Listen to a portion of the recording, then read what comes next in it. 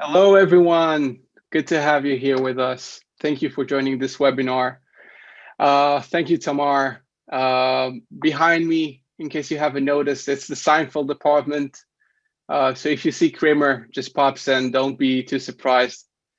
All right, so I'll take a wild guess saying that most of you guys are here because you saw some of our recent POC results where we posted some benchmark comparing Firebolt to Snowflake or Redshift or Athena, and you were wondering if it's real, how are we able to do that? So if that's indeed the case, you came to the right place. This webinar is dedicated to show you how exactly were we able to get to this kind of performance, what were the optimization techniques, how can they be used, and also to demonstrate them in live queries. Now, as far as today's plan, we'll start with a very short overview of Firebolt's architecture and storage system. We'll discuss a little bit about the file format in Firebolt as well.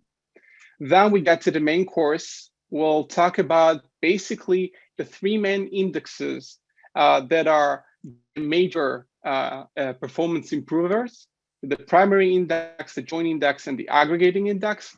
We'll talk about the logic behind them, how to create them, what is the syntax, and then we'll see a live demonstration of how they can affect performance.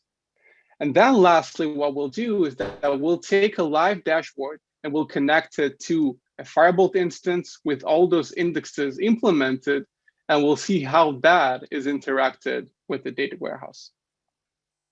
All right, so let's start with a very small or short overview of our architecture. Firebolt is a decoupled storage and compute data warehouse, meaning that the storage, which is S3, and the compute resources are independent. And essentially, you can scale the compute resources up and down as you wish. Now, we're not just enabling users to scale the resources in terms of their size, meaning to scale the amount of nodes, for instance. We also enable users to select the specific configuration for each instance, meaning that you can choose the specific instance for your use case, making sure it's the most cost-effective instance for your data. Now, another key component of our architecture is our file format, which is called FFF. This is actually a file format that was developed by us. And you can see on the left here some of the key feature of our file format. But the key thing to understand is that this is a big part of why we're able to deliver such performance. The way we're sorting the data using those files and compressing it and interacting with indexes is a big part of our performance. This is what enables us later on to warm up the data within our pipeline from the storage layer through the disk and all the way to memory in the cases where it's required. All right, now let's talk business. Let's talk about performance. And the first index I wanted to discuss is something called a primary index. This is probably the most basic component in terms of our indexes system. And the reason is it is part of every table creation. Now, what is it exactly? It's a table level index, and it defines the sort order in which the data is ingested into the table, meaning that every record that is ingested into a Firebolt table is sorted, and it is sorted according to the primary index. What is it good for? It is good mainly for accelerating query filters and predicates, meaning data pruning. When we are querying a table, we need to usually scan a lot of data. And using a correct primary index will enable us to prune the data, meaning to scan much less data, and by that, just to accelerate the query performance. How do we create a primary index? So we can see an example here. You can see that essentially as part of the syntax of creating a table, this is the DDL, and underneath, oh, sorry about that, we just mentioned the fields that will be part of the primary index, like we see in this example. Now, the key question obviously is, how good is it? Now, We'll soon see a live demonstration of a primary index, but I also wanted to include one of the POC results that we've done recently, where the primary index was essentially the key optimization feature that enabled us to get the performance that we were seeking. So this is the POC I chose. We can see that the prospect in this case came from Snowflake. So the first thing we did was to come up with an instance in Firebolt that is within their budget. And you can see that although we're talking about the same amount of money, the enormous performance boost that we were able to give them, and keep in mind, this is a customer-facing use case, meaning that this is the kind of performance we're seeking, this millisecond performance across all of their queries. So now let's see exactly how were we able to do that. And for that, I'm going to log in to my Firebolt account. This is Firebolt UI. I'm not going to go over right now the creation of databases or engines directly to the SQL. This is our SQL editor within our UI. You can see down here, by the way, the engine that is used for this demonstration with its price. And here we can see the query that we are about to execute. Now, what we see here exactly is a fairly large fact table. You can see that it has 21 billion records. Now, actually, before I run this query, let's run real quick show tables command just to see the actual tables within the schema. Now, if I'll scroll down here, I'll see the table that I'm about to query, search metrics by region. If I'll move that, we'll see the number of records in the table, which is approximately 21 billion.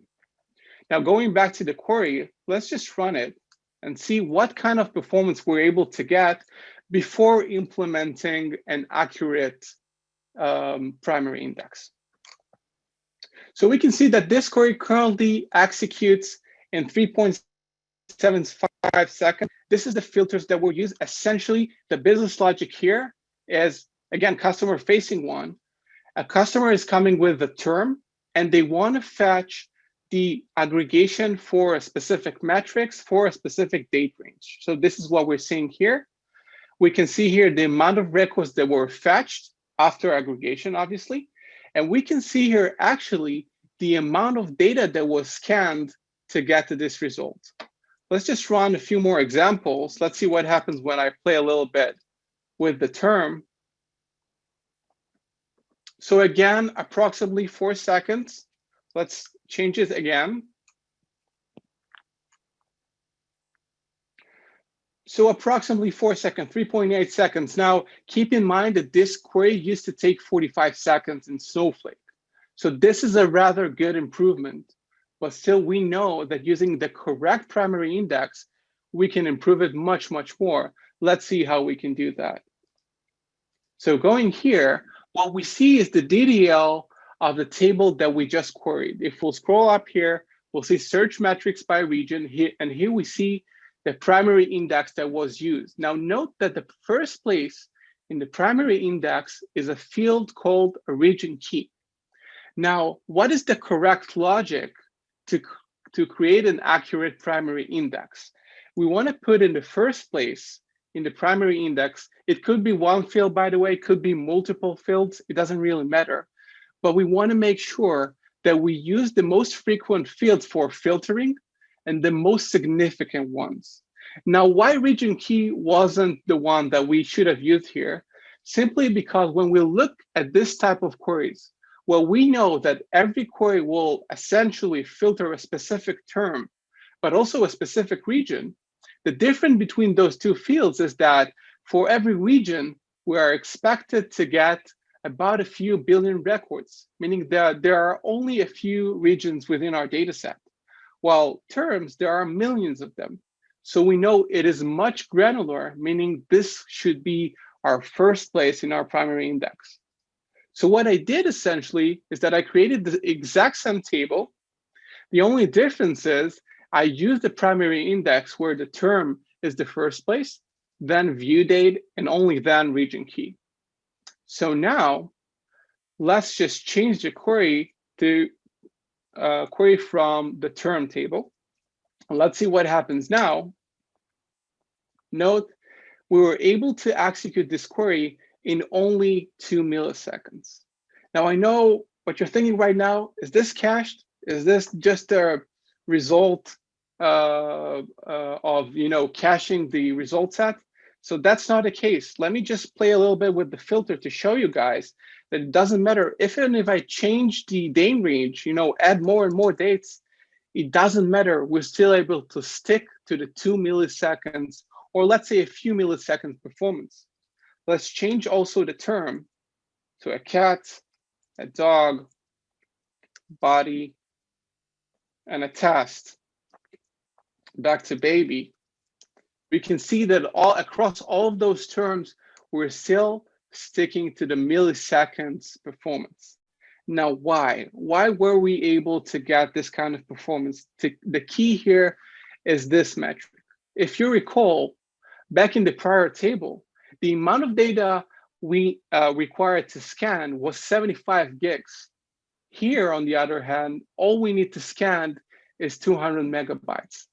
This is due to the fact that we're using the accurate primary index with term in the first place, and we're able to prune the data and to retrieve only the specific data range that is part of this query, and then just to accelerate it dramatically like we see right here. So this is the primary index part. Let's continue to the next index. All right, back to the presentation. Now let's discuss join index. Now, what is join index exactly? Unlike a primary index, where essentially it is a clause as part of a table creation, a join index is an independent object that is correlated to a dimension table. And hopefully you can see me as well. It's correlated to a dimension table and saved in memory. Now, why is join index can only be correlated to a dimension table? The clue, by the way, is the fact that it is saved in memory. Oh, sorry about that. So essentially, it is an object that saves in memory. Now, what it does exactly, it accelerates join queries, and it actually helps eliminate the scans within joins, meaning that the fact that we have a join index within our memory, and we're able to access it much more efficiently than if we need to scan the table, just helps us eliminate the scan altogether.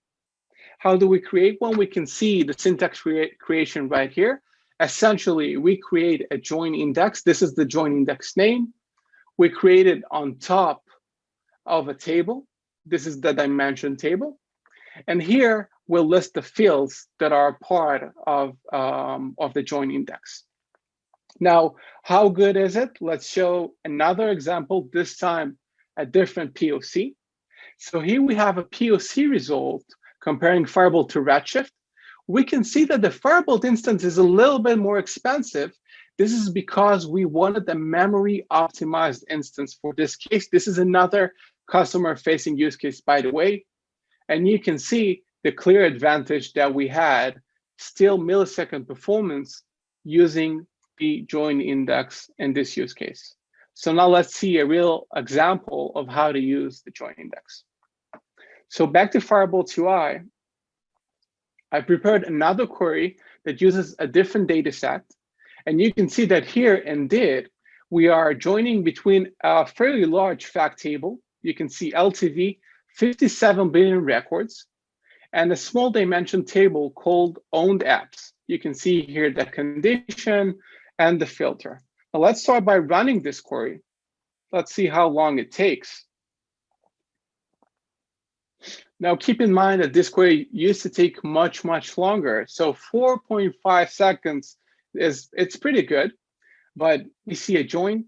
The one thing that pops into mind is why not implement a join index and accelerate it even more. So let's see how we can create a join index. So what I've done here is that I created, again, another copy of the exact same dimension table.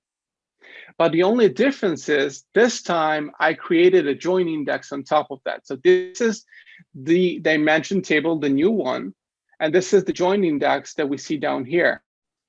Join index name, join based on the dimension table, which is up here. And we see here a list of the files that will be part of this join index. Now, the question might be, should we create a join index for every possible join query that we have? Absolutely not. What you should do is to create a one generic robust join index on top of a dimension table that includes all the possible fields that you will want as part of your join operation. Then under the hood, Firebolt Query Optimizer will know to use the index even if only a subset of the join index is used by your queries. So we can see here the create join.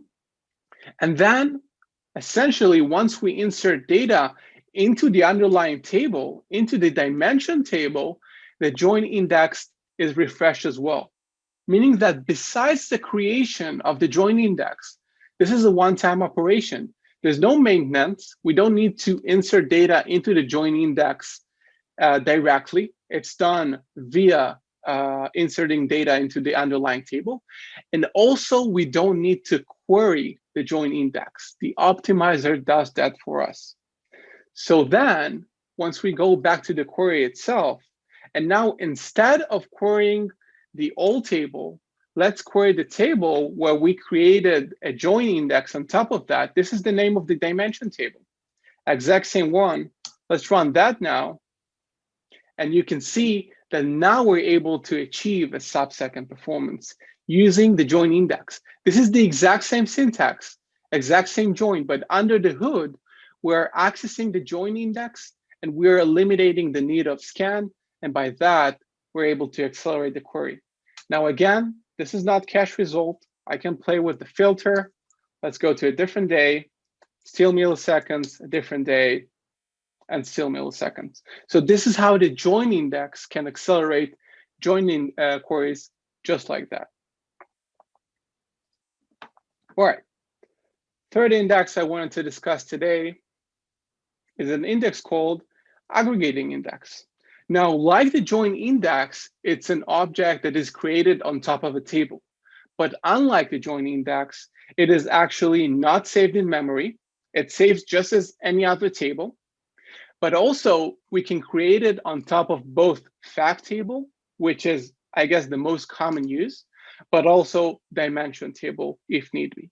Now, what exactly are we doing with an aggregating index? We are able to accelerate aggregation queries. But note a very important thing regarding the aggregating index.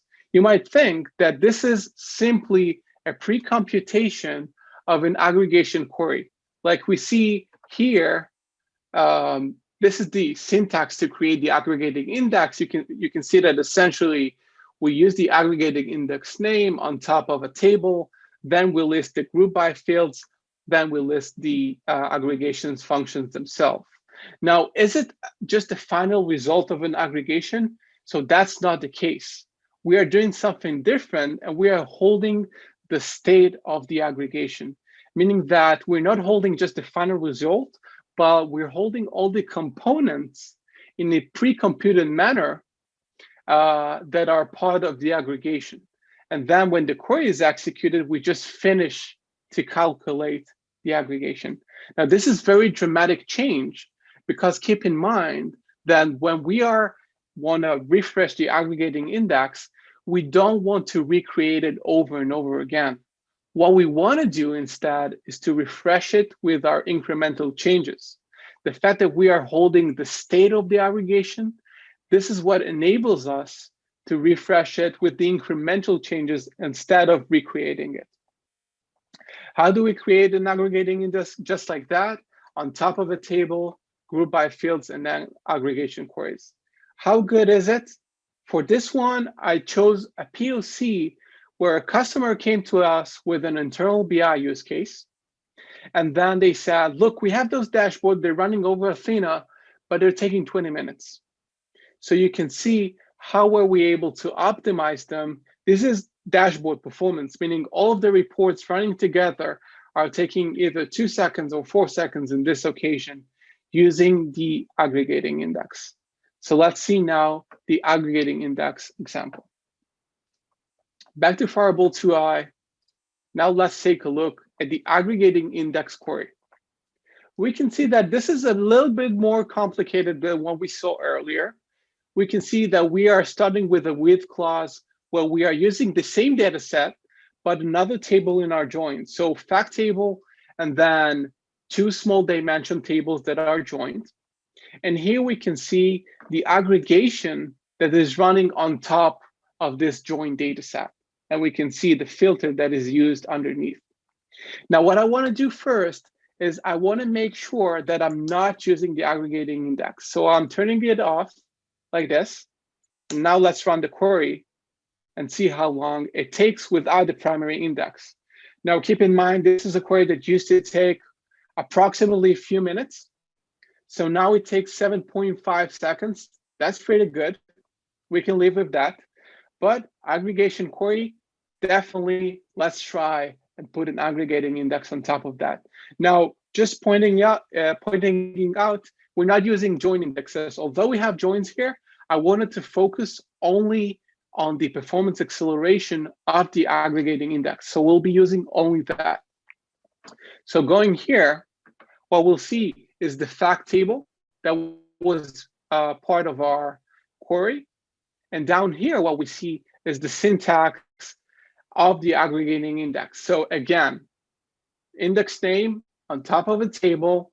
And what we see here, similar to what we discussed regarding the join index, we don't have to create a designated aggregating index for every simple aggregation options that we have among our queries. What we'll do is that we'll find an object that will include multiple different options in terms of group by fields and aggregations.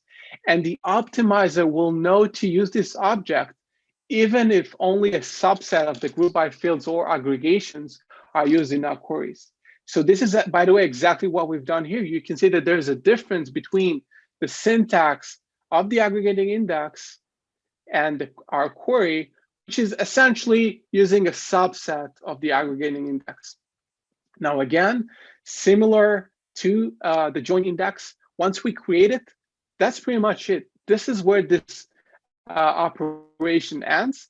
And from this point on, every time we will insert data into the underlying table, which in this case, it's a fact table, the aggregating index will be refreshed as well with only the incremental changes. So the overhead of updating the index will be minor.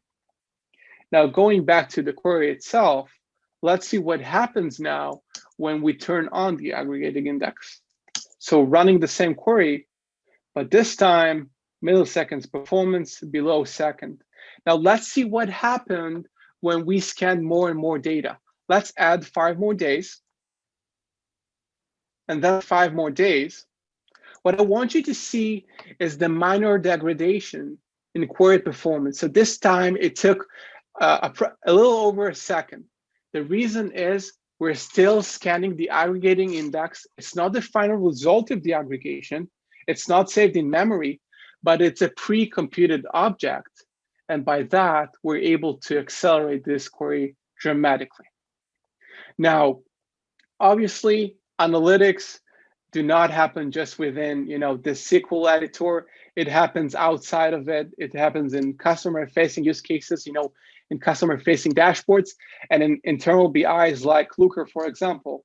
So what I wanted to do, I wanted to take this instance after implementing the aggregating index, primary index, and join index, and to create a Looker dashboard on top of that.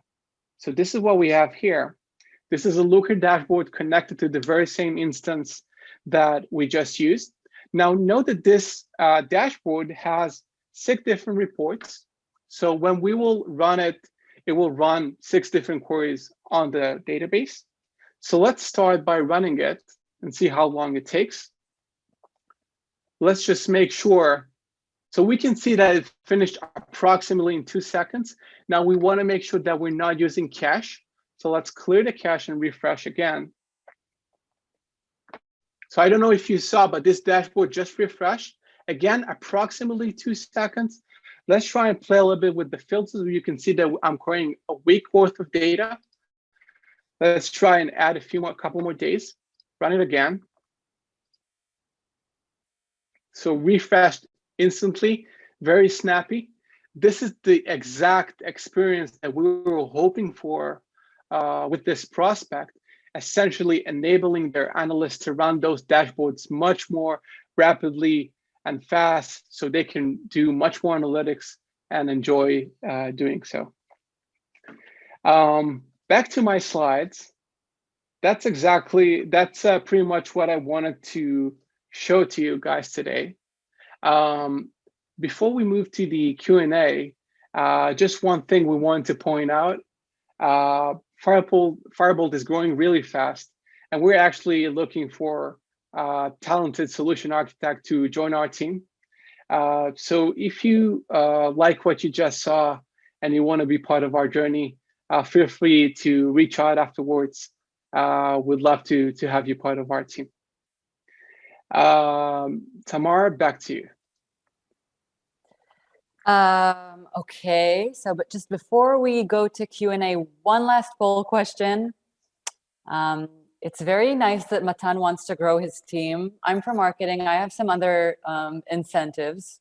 So I'll just straightforward. Would you like to check out Firebolt?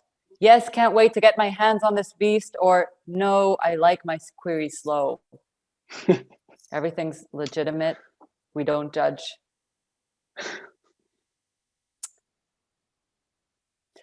Great. We'll get back to you. We have your information. Ending the polling. And let's jump to Q&A. Okay, we have quite a lot of questions. I'm going to try to mix questions asked in advance with a few live questions.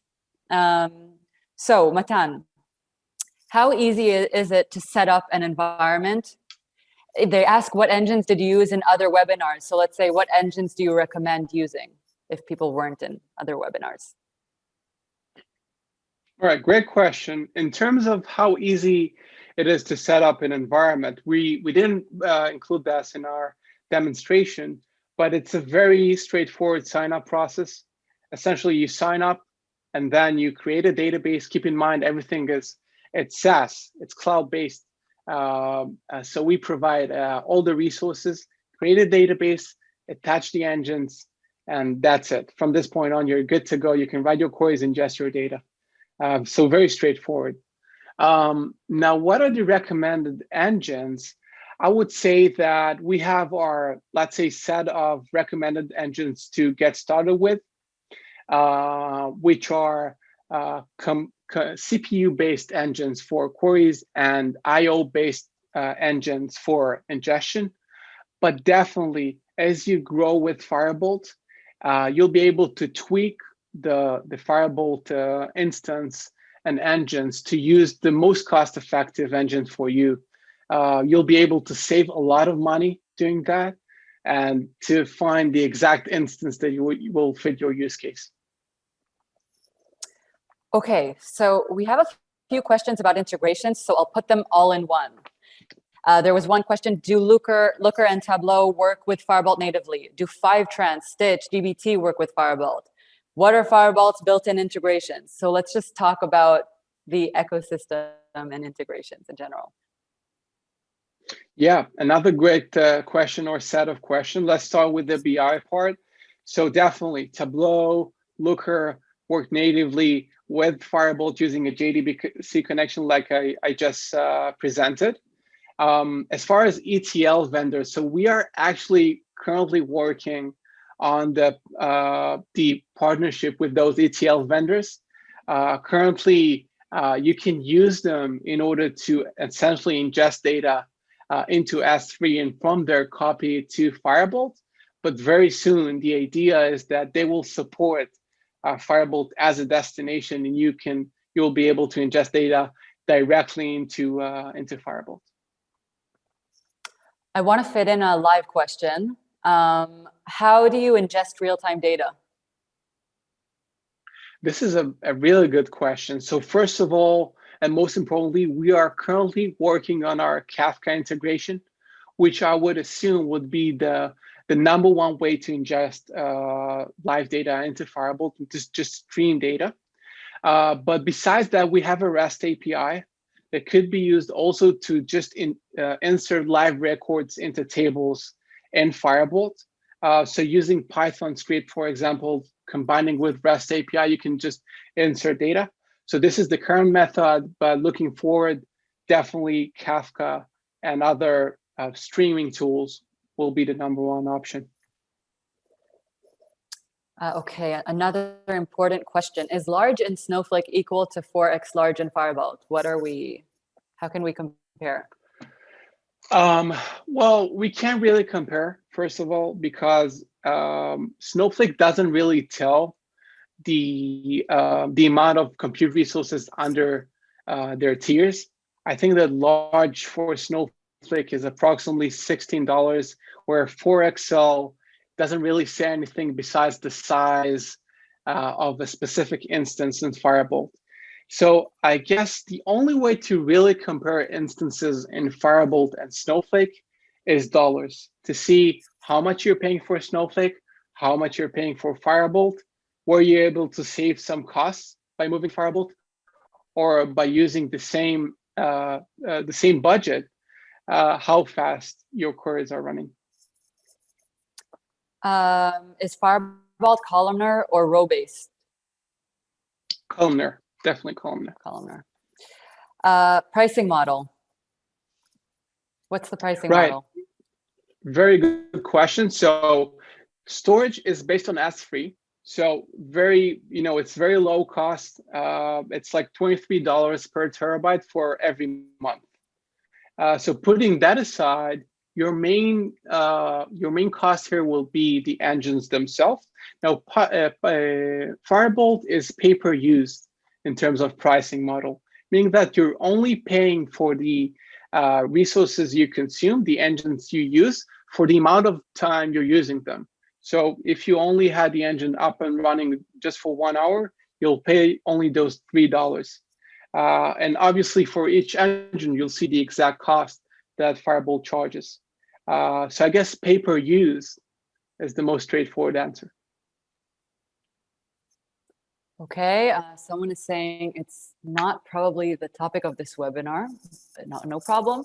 But as most of our data is in Azure and Oracle on-premise databases, I'm interested in the integration. So integrations with Azure and Oracle. All right, so in terms of integration with Oracle and Azure, so like I mentioned, Firebolt currently requires you to integrate your data into S3. So either way, coming from Azure, coming from Oracle on-premise, first step would be to upload data to S3. This is obviously before we have the ETL vendors supporting Firebolt as a destination to ingest data into. Now, this is in terms of integrations. In terms of, will you be able to have your Firebolt instance reside on Azure, for example? So currently not yet. We are AWS based and plan to be, throughout 2021, basically. But definitely within our roadmap later on, we plan to support other cloud vendors as well. Okay, next question. How does Firebolt handle concurrency? This is a live one too. Oh, that's a great question. We love concurrency. I guess there's no a good way to answer it from a technical perspective. What we'll need to do is just to sit down and see a live demo of how the engine is able to just answer, dozens and dozens of parallel requests and queries. Whether we just done a POC with a join index, so it's in memory, but even if it's disk-based or storage-based, we love concurrency. So from a technical perspective, you'll just need to see it, I guess. Okay, I think that is enough for one session. We took a lot of questions and we've answered most of you live, and whoever we didn't, we're gonna get back to you, we promise. Matan, thank you so much. I think you proved a few of our promises. Follow us on LinkedIn if you still don't, because we're gonna spread more content, more webinars. So join our next ones.